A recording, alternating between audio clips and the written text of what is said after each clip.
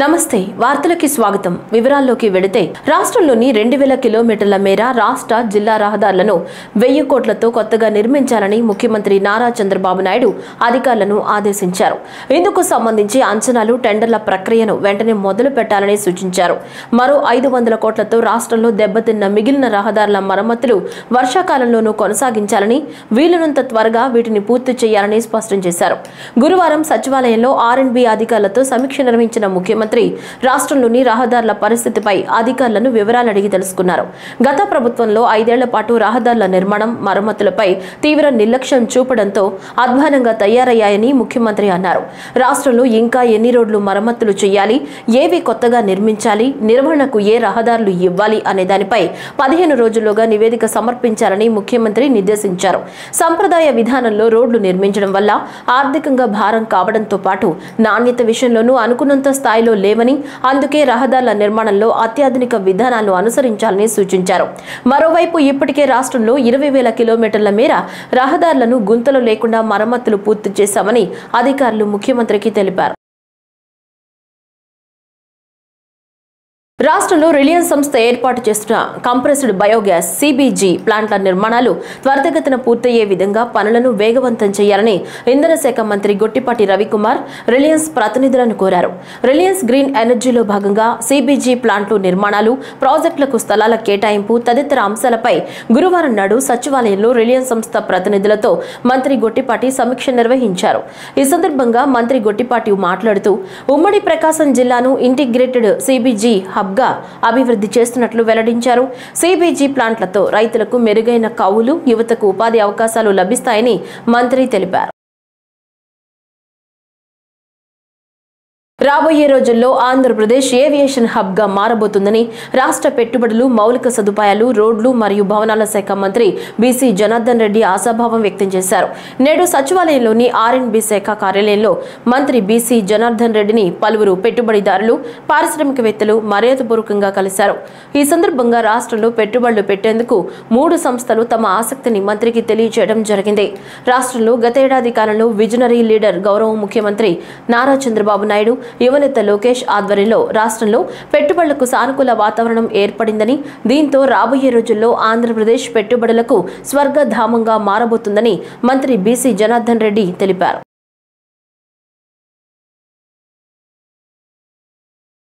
రాజ్యసభ ఎంపీగా కమల్ హాసన్ ప్రమాణ స్వీకారం చేశారు. తమిళంలో ప్రమాణ స్వీకారం కమల్ హాసన్ చేశారు. DMK పార్టీ మద్దతుతో రాజ్యసభ ఎంపీగా కమల్ హాసన్ ఎన్నికయ్యారు. மாநிலங்கள் அவையின் உறுப்பினராக தேர்ந்தெடுக்கப்பட்டிருக்கும் கமல் ஹாசன் எனும் நான் சட்டத்தினால் நிறுவப்பெற்றதான இந்திய அரசியல் சட்டத்தின் மீது உண்மையான பற்றார்வமும் பற்றுறுதியும் கொண்டிருப்பேன் என்றும், இந்தியாவின் இறையாண்மையையும் ஒருமைப்பாட்டையும் உறுதியாக பற்றி நிற்பேன் என்றும், நான் இப்போது ஏற்கவிருக்கும் கடமையினை நேர்மையாக நிறைவேற்றுவேன் என்றும் விழிமிய முறைமையுடன் ఉరుది కోరుகிறேன். అంబేద్కర్ కోనసీమ జిల్లా పి గన్నవరం ఐనవిలి గ్రామంలో ఉన్న రావులమ్మ అమ్మవారికి శ్రీ విఘ్నేశ్వర స్వామి వారి ఆలయం తరపున మేళ తాళాలతో భాజా భజంత్రీల మధ్య శోభాయాత్రగా అమ్మవారి ఆలయం వద్దకు చేరుకుని సహాయ కమిషనర్ మరియు కార్యనిర్వహణాధికారి వారి చేతుల మీదుగా అమ్మవారికి సారె సమర్పించారు. ఈ కార్యక్రమంలో ఆలయ అర్చకులు, సిబ్బంది, గ్రామస్తులు, ఆడపడుచులు, ముత్తైదువులు, భక్తులు, ఊరి పెద్దలు అందరూ పాల్గొని ఈ కార్యక్రమాన్ని విజయవంతం చేశారు. కాకినాడ జిల్లా పిఠాపురం నియోజకవర్గం కొత్తపల్లి మండలం 2 రోజులుగా తీర ప్రాంతంలో సముద్రపు అలలు ఉవ్వెత్తున ఎగిసిపడుతున్నాయి. తీర ప్రాంతంతో పాటు మత్స్యకారుల ఇళ్లు కోతకు గురవుతున్నాయి. అలలు ఉవ్వెత్తున ఎగిసిపడడంతో నీరు గ్రామంలోకి చొచ్చుకుని వస్తోంది. ఇచ్చిన మాట ప్రకారం ఎమ్మెల్యే పవన్ కళ్యాణ్ త్వరగా కోతకు గురవుతున్న మా గ్రామాలను కాపాడాలని ఇళ్లు కోల్పోయిన బాధితులు వాపోతున్నారు. దీంతో మత్స్యకారులు తీవ్ర భయాందోళనకు గురవుతున్నారు.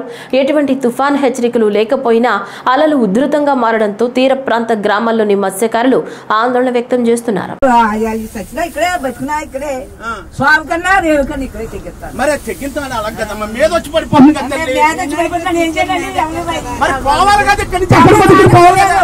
ఎవరు రానెత్తలేదు, ఎవరు చేయనెత్తలేదు. పవన్ కళ్యాణ్ గారు వచ్చినంటే వేసేస్తున్నారు కదా, రేపు వేస్తారు. బొచ్చాయి బాబు, మా ఆరు పిల్లలతో ఎక్కడ పోతున్నాం అన్నది నాకు ఏ ఆస్కారం లేదు బాబు. మా ఆస్కారం నీ మీద ఆధారపడి బతికితున్నాం బాబు. ఏం చేసినా నీ ఇష్టమే బాబు, మరి ఏం చేయలేము. మా ఇల్లు పోతున్నాయి, అంత ఇల్లు కట్టుకోవాలంటే మాకు ఏ అధికారం లేదు. మరి ఎలా బతకాలన్నది అవసరం లేదు. మా చంద్రం ఉంటే ఉన్నట్టు. అయ్యా కాకినాడ జిల్లా కలెక్టర్ గారు, మీ రెవెన్యూ సిబ్బంది ఉంది, మీ యంత్రాంగం ఉంది, ఇదంతా కూడా పవన్ కళ్యాణ్ గారితో చెప్పి చేయించాలి తప్ప మీరు వస్తున్నారు. ఇగో ఇళ్ళన్నీ కూడా పవన్ కళ్యాణ్ గారు ఎమ్మెల్యే అయినాక దాదాపుగా 100 నుంచి 150 ఇళ్ళు పడిపోయి ఇక్కడ ఆయన ఏదో చేస్తాడు అనుకుంటే కనీసం ఏమీ లేదు, తుఫాన్ లేదు, ఏమీ లేదు, అప్పుడే ఇల్లు పడిపోతున్నాయి. ఇక్కడ మీరు 370 కోట్లు తెచ్చి ఎప్పుడు చేస్తారు? దాని తర్వాత పక్కనట్టండి, దాని టెండర్లు కంటే ఎంత లేట్ అయిపోద్ది. ఇమీడియట్ గా ఇది ఉన్న ఇమీడియట్ గా రాళ్ళు వేసి ఈ ఉన్న ఇళ్ళని కాపాడండి. అయ్యా పవన్ కళ్యాణ్ గారు, మీరు ఖచ్చితంగా ఇళ్ళని కాపాడవలసిన బాధ్యత మీ మీద ఉంది. మీరు కనీసం మిమ్మల్ని కలవాలంటేనే ఈ మనుషులకి ఎవరో తెలుస్తలేదు. మేము ఒక బీసీ నాయకుడిగా, ఓ తెలుగు జనతా పార్టీ అధ్యక్షుడిగా మీకు ఒకటే చెప్తున్నాం, ఈ ఉప్పాల్లో ఉన్న నాయకులతో అందరితో సమావేశం ఏర్పాటు చేసి ఇమీడియట్ గా ఈ పని కానీ చేయకపోతే మేము రోడ్డు ఎక్కవలసి వస్తుంది. అయ్యా కలెక్టర్ గారు, నియోజకవర్గం ఎమ్మెల్యే గారు, ఈ రాష్ట్ర ఉప ముఖ్యమంత్రి కొందరు పవన్ కళ్యాణ్ గారు, మా ఇల్లుని పోగొట్టుకోమా లేకపోతే ఏం చేయం? మేము రోడ్డు మీద రమ్మంటారా లేకపోతే ఇల్లు పోగొట్టుకోమంటారా? ఇల్లు పోయంటే మా బీసీలో మత్స్యకారులు ఏమీ లేని వాళ్ళంటే భూములు లేవు, వ్యాపారాలు లేవు, సముద్రం నమ్ముకుని జీవితారు. అటువంటి భూములన్నీ కూడా లేని వాళ్ళకి ఇల్లు పోతుంటే వాళ్ళ పరిస్థితి ఏమిటి? శ్రీ విశ్వావసు నామ సంవత్సర ఆషాఢ శుద్ధ పాడ్యమి నుంచి ఆషాఢ అమావాస్య వరకు నెల రోజుల పాటు వివిధ దేవాలయములు, ధార్మిక సంస్థలు, భక్త సమాజముల వారిచే అమ్మవారికి ఆషాఢం సారె సమర్పించారు. ఆషాఢ మాసం సారె సమర్పణ ఉత్సవ కార్యక్రమం ఘనంగా ముగిసింది. వైదిక సిబ్బంది తరపున స్థానాచార్య, ప్రధాన మరియు ఉప ప్రధాన అర్చకులు, ముఖ్య మరియు అర్చకులు, పరిచారికులు, వైదిక సిబ్బంది, వేద పండితులు 50 మంది అర్చక సిబ్బంది శ్రీ అమ్మవారికి సారె సమర్పించారు. సారెతో పాటు అమ్మవారికి కానుకగా 40 గ్రాముల బంగారం హారం కార్యనిర్వహణాధికారి వికే సీనా నాయక్ ప్రత్యేక శ్రేణి ఉప కలెక్టర్ వారి చేతికి అర్చక స్వాములు తరపున విరాళంగా అందించి చివరి రోజు కనుల విందుగా వేద మంత్రముల నడుమ ఘనంగా ఆషాఢ సారె ముగింపు పలికారు. ఒక నగ కూడా వారితో ఈరోజు చివరి రోజు అన్నమాట. సో ఇది అవ్వంగానే అమ్మవారికి సంబంధించిన అనేక పవిత్ర కార్యక్రమాల్లో ఈ నెక్స్ట్ డే నుంచి కూడా మనకు పవిత్రోత్సవాలు కూడా స్టార్ట్ అవుతున్నాయి. అది మీ అందరికీ తెలిసిందే. సో ఏది ఏమైనప్పటికీ అమ్మవారికి శ్రావణ మాస ప్రత్యేక పవిత్రోత్సవాలు స్టార్ట్ అవుతున్నాయి. ఏది ఏమైనా అమ్మవారికి సంబంధించిన కార్యక్రమాలు ఎక్కడ కూడా ఏవి కూడా మిస్ అవ్వకుండా ప్రతిదీ కూడా మా యొక్క వైదిక కమిటీ ఆధ్వర్యంలో మరియు దేవాదాయ ధర్మదాయ శాఖ సిబ్బంది ఆధ్వర్యంలో భక్తులకు ప్రతిదీ కూడా విశదీకరించి వాళ్ళందరినీ కూడా ఈ యొక్క కార్యక్రమాల్లో పాల్గొనేటందుకు మేమందరం కృషి చేస్తామని భావిస్తున్నాము. ధన్యవాదాలు. జై దుర్గా జై నమః. దుర్గే స్మృత హరితి భీతిమశేషజంతో స్మస్థై స్మృత మతిమతీవ శుభాన్ దదాసి దారిద్ర్య దుఃఖ భయహారిణికాత్వదన్యా సర్వోపకార కరణాయ దయార్ద్రచిత్త కరుణా దయార్ద్రములు కలిగినటువంటి తల్లి దుర్గమ్మ. ఆవిడ్ని గనక ఆరాధిస్తే, ఆవిడ నామం ఉచ్చరిస్తే చాలు సకల దుర్గతులన్నీ కూడాను నివారణ అయ్యి సద్గతులు కలిగేటటువంటి యొక్క గొప్ప మహాక్షేత్రం ఇంద్రకీలాద్రి మీద స్వయం వ్యక్తమై వెలసినటువంటి దుర్గాదేవి ఆలయం. ఈ ఆలయంలో నిత్యోత్సవ, పక్షోత్సవ, మాసోత్సవ, సాంవత్సరిక విశేష ఉత్సవాల్లో భాగంగా ఆషాఢమాసం వారాహి నవరాత్రోత్సవ మాసము చాలా విశేషమైనటువంటిది. మునులు, ఋషులు అందరూ కూడా యతులు చాతుర్మాస్య దీక్షలు చేసి లోక కళ్యాణం చేసేటటువంటి యొక్క మాసాలు. అందువల్ల ఈ మాసంలో పవిత్రసారి సమర్పించి అశేష భక్తవాహిని అందరూ కూడాను సకల సౌభాగ్యాలతో వర్ధిల్లాలి అని చెప్పని ఈ ఆషాఢ మాసం వారాహి నవరాత్రాలు చేసుకుంటూ మరి ఈ పవిత్రసారే కార్యక్రమాన్ని గత 26వ తారీఖున మా కార్యనిర్వహణాధికారి వారి ఆధ్వర్యంలో ప్రారంభం చేయటం జరిగింది. ఈరోజు ఆషాఢ అమావాస్య. ఈరోజు దేవస్థాన వైదిక సిబ్బంది, వేద పండితులు, అర్చకులు, ప్రధాన అర్చకులు, ఉప ప్రధాన అర్చకులు, ముఖ్య అర్చకులు, అర్చకులు, పరిచారకులు, మొత్తం అందరూ కూడాను వైదిక సిబ్బంది అందరూ కూడా ఈరోజు అమావాస్య కాబట్టి ఈ రోజుతో సారి సమాప్తి చేయటం జరుగుతున్నది. కేంద్ర రాష్ట్ర ప్రభుత్వాల తీరుకు నిరసనగా చిత్తూరు గాంధీ విగ్రహం వద్ద కాంగ్రెస్ పార్టీ మాజీ కేంద్ర మంత్రి చింతా మోహన్ నిరసన కార్యక్రమం చేపట్టారు. ఈ సందర్భంగా 4 అంశాలు కేంద్ర రాష్ట్ర ప్రభుత్వాలకు వ్యతిరేకంగా వ్యవహరిస్తున్నాయని అన్నారు. 4 అంశాలపై ఆయన నిరసన వ్యక్తం చేశారు. ప్రధానంగా తిరుమల తిరుపతికు అన్ని మతాల పేరుతో అన్యాయం చేస్తున్నారని, పల్లెల్లో ప్రాథమిక పాఠశాలలు క్రమంగా మూతపట్టడంపై, ఎస్సీ ఎస్టీ బీసీ ఓబీసీలకు జరుగుతున్న అన్యాయాలపై ఆయన మాట్లాడారు.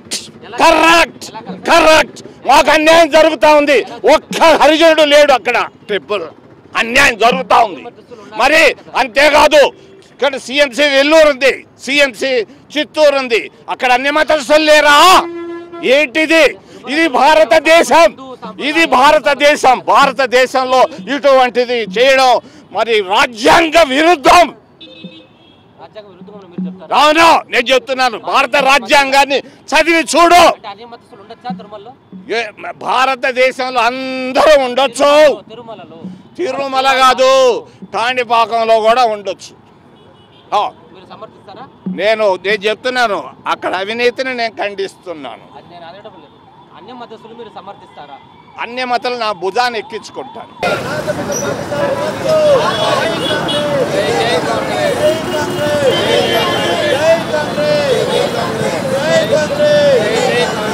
ముఖ్యమంత్రి చంద్రబాబు నాయుడు మార్గదర్శకత్వంలో ప్రతి ఒక్కరికి మేలు జరిగేలా పాలన సాగుతుందని మంత్రి టీజీ భరత్ శాసనసభ్యులు శ్రీరామ్ రాజగోపాల్ తాతయ్య అన్నారు.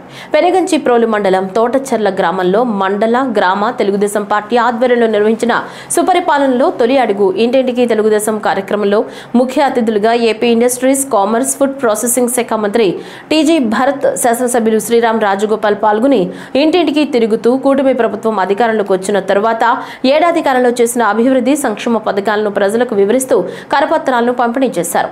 ప్రజల ఆశయాల మేరకు ఏర్పాటైన తెలుగుదేశం పార్టీ నేతృత్వంలోని కూటమి ప్రభుత్వం అధికారంలోకి వచ్చి ఇప్పటి వరకు గడిచిన ఈ కొద్ది కాలంలోనే ఎన్నో అభివృద్ధి సంక్షేమ కార్యక్రమాలను అమలు చేస్తోంది. ముఖ్యమంత్రి నారా చంద్రబాబు నాయుడు గారి మార్గదర్శకత్వంలో ప్రతి ఒక్కరికి మేలు జరిగేలా పాలన సాగుతోంది. రైతులకు ఉచిత విద్యుత్ పెన్షన్ల పెంపు, మహిళల డ్వాక్రా రుణమాఫీ, యువతకు ఉద్యోగ ఉపాధి అవకాశాలు కల్పించడం వంటి అంశాల్లో ప్రభుత్వం ప్రగతిశీల నిర్ణయాలు తీసుకుంది. ఈ విషయాలను ఇంటింటికి వెళ్లి ప్రజలకు తెలియచేయడమే ఈ కార్యక్రమం ఉద్దేశమని అన్నారు.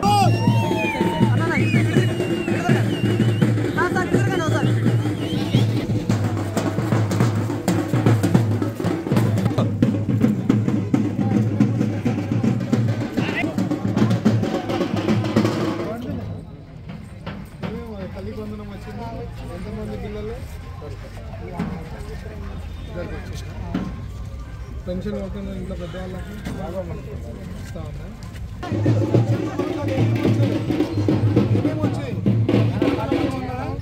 ఇంట్లో ఎవరికైనా చదివే పిల్లలు ఉన్నారా? వచ్చిందా? తల్లి కొందరు వచ్చిందా? పెన్షన్ ఎవరికైనా వస్తా ఉందా? ఇంట్లో పెద్దవాళ్ళకి వస్తా ఉందా? గ్యాస్ సిలిండర్ వచ్చిందా? తల్లి బాగుంది కదా మా ప్రభుత్వం, చంద్రబాబు గారి నాయకత్వం. ఆరు తెలుసు కదా, ఎమ్మెల్యే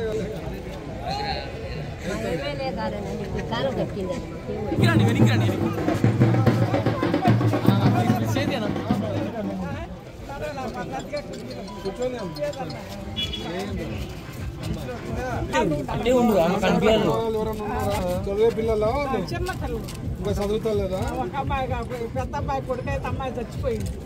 పెద్ద అబ్బాయికి 2 అమ్మాయి చచ్చిపోయింది, చిన్న అబ్బాయికి అబ్బాయి చచ్చిపోయింది. అమ్మాయి ఏం చదువుతావు నువ్వు? చదువుతున్నారా? వచ్చిందా గ్యాస్ సిలిండర్? సచివాలయం మన వాళ్ళని అడిగితే చేస్తారు. చదవండి అన్ని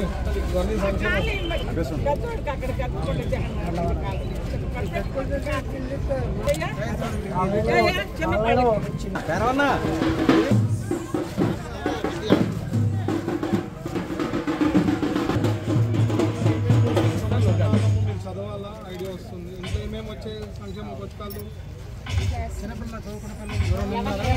పెన్షన్ బాగుంది కదా ప్రభుత్వం. గ్యాస్ ఈవైసీ చేసుకోవాలమ్మా. ఈవైసీ వస్తే లింక్ అయితే అంటే బ్యాంక్లో పడిందేమో చెక్ చేసుకోండి. కోనసీమ తిరుమల వాడపల్లి వెంకటేశ్వర స్వామికి భక్తులు హుండీలో సమర్పించిన కానుకల నుంచి భారీ ఆదాయం లభించింది. 28 రోజులకు గాను 1 కోటి రూపాయల 52,91,193 రూపాయల ఆదాయం వచ్చినట్లు డిప్యూటీ కమిషనర్ కార్యనిర్వహణాధికారి నల్లం సూర్య చక్రధరరావు వెల్లడించారు. శ్రీ వెంకటేశ్వర స్వామివారి శ్రీ అన్నపూర్ణ సమేత విశ్వేశ్వర స్వామివారి ఆలయ ప్రాంగణంలోని ఆలయం బయట ఉన్న హుండీలతో పాటుగా అన్నప్రసాదం హుండీలను సైతం తెరిచి లెక్కించారు. కానుకల లెక్కింపును ఆలయ డిప్యూటీ కమిషనర్ నల్లం సూర్య చక్రధరరావు దగ్గరుండి పరిశీలించారు. వాడపల్లి వెంకన్నకు హుండీల్లో భక్తులు సమర్పించిన కానుకల ద్వారా నగదు రూపంలో 1,26,78,200 రూపాయలు, అన్నప్రసాదం హుండీల నుంచి 26,12,993 రూపాయలు లభించాయి. అలాగే భక్తులు సమర్పించిన కానుకల్లో 47 గ్రాముల బంగారం, 1 కేజీ 600 గ్రాముల వెండి లభించాయి. Malaysia, USA, Kuwait, Saudi Arabia, Qatar, Nepal దేశాలకు సంబంధించిన 24 విదేశీ కరెన్సీ నోట్లు లభించాయి. ఈ మొత్తం కార్యక్రమానికి పర్యవేక్షణాధికారిగా మందపల్లి శ్రీ మందేశ్వర స్వామివారి ఆలయం assistant commissioner D Suresh Babu వ్యవహరించారు. తనిఖీదారుగా టీవీఎస్ఆర్ ప్రసాద్ వ్యవహరించారు. ఓం నమో వెంకటేశాయ నమః. ఆత్రేయపురం మండలం వాడపల్లి గ్రామంలో ఏం చేస్తున్న శ్రీ వెంకటేశ్వర స్వామి దేవస్థానంలో ఈ రోజున 28 రోజులకు గాను హుండీలు తెరవగా 1,52,91,193 రూపాయలు ఆదాయంగా రావడం జరిగింది. అలాగే 47 గ్రాముల బంగారం, 1 కేజీ 600 గ్రాముల వెండి మరియు 24 విదేశీ కరెన్సీ నోట్లు వచ్చినాయి.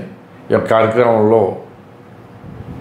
మందపల్లి ఏసీ సురేష్ బాబు, అలాగే టీవీఎస్ఆర్ ప్రసాద్ గారు తనిఖీదారు రాజమండ్రి, మరి గ్రామస్తులు, భక్తులు, మరి చైతన్య గోదావరి గ్రామీణ బ్యాంకు ప్రజాప్రతినిధులు, పత్రికా ప్రతినిధులు, పోలీసులు, శ్రీవారి సేవకులతోటి ఈ యొక్క కార్యక్రమాన్ని పూర్తి చేయడం జరిగింది. ఇది ఒక రికార్డ్ అని మీ ద్వారా భక్తులందరికీ కూడా నేను తెలియజేసుకుంటున్నాను. ఓం నమో వెంకటేశాయ నమః. మన డ్రోన్ హబ్ లో గర్జించిన దేశీయ శక్తి దేశం గర్విస్తోంది, ఆంధ్ర పులకిస్తోంది. భారత రక్షణ రంగంలో సరికొత్త శకం ప్రారంభమైంది. మన కర్నూలు జిల్లా ఓరవకల్లు ఇప్పుడు కేవలం ఒక ప్రాంతం మాత్రం కాదు, అది భారత డ్రోన్ టెక్నాలజీకి కేంద్రమని సగర్వంగా చాటుకుంది. దేశీయంగా అభివృద్ధి చేసిన అత్యంత శక్తివంతమైన ULPGM V3 విజయవంతంగా పరీక్షించబడింది. ఈ విజయం కేవలం ఒక సాంకేతిక ప్రయోగం కాదు, ఇది మన భారత శాస్త్రవేత్తల మేధస్సు, ఇంజనీర్ల పట్టుదల, సైనికుల ధైర్యానికి నిలువెత్తు నిదర్శనం. ప్రపంచంలోనే అత్యంత సంక్లిష్టమైన డ్రోన్ యుద్ధ తంత్రాన్ని అర్థం చేసుకుని దానికి తగ్గ ఆయుధాలను స్వదేశంలోనే తయారు చేయగల సత్తా భారత్కు ఉందని ఈ పరీక్ష నిరూపించింది. ఇది మన దేశానికి గర్వకారణం, మన ఆంధ్ర అదృష్టం.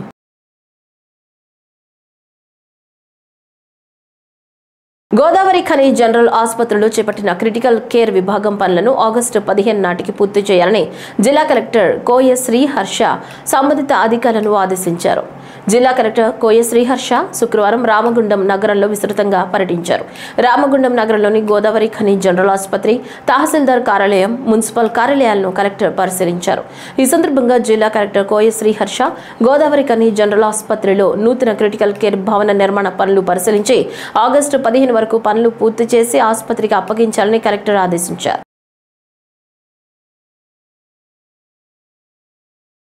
న్యాయవాదుల ప్రొటెక్షన్ యాక్ట్ ను తక్షణమే అమలు చేయాలని, జూనియర్ న్యాయవాదులకు నెలకు 10,000 రూపాయలు స్టైఫండ్ ఇవ్వాలని, న్యాయవాదుల డెత్ బెనిఫిట్స్ 10 లక్షల రూపాయలు పెంచాలనే డిమాండ్స్ తో సీనియర్ న్యాయవాది ఈవి జగన్నాథరావు ఆధ్వర్యంలో న్యాయవాదులు నిరసన కార్యక్రమం చేపట్టారు.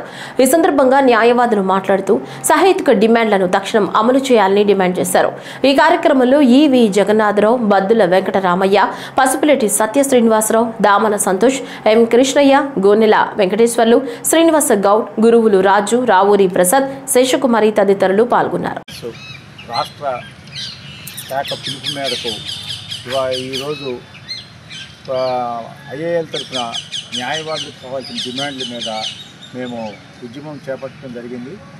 దీనికి మొదటిగా అడ్వకేట్ ప్రొటెక్షన్ యాక్ట్ రావాలని, అలాగే ప్రతి కోర్టులో కూడా సరైన ఆఫీసర్లని ఇంతవరకు చాలామంది ఖాళీలు ఉన్నాయి, పూరించాలని, అలాగే మహిళా న్యాయవాదులకి సపరేటు డైనింగ్, సపరేటు ఫెసిలిటీస్ ప్రతి కోర్టులను కల్పించాలని, తదితర న్యాయవాది కోరికలపై మేమందరం కూడా ఈరోజు ఈ పిలుపుని ఐఏఎల్ పిలుపు మేరకు ఈ విధంగా మేము స్పందించడం జరిగింది.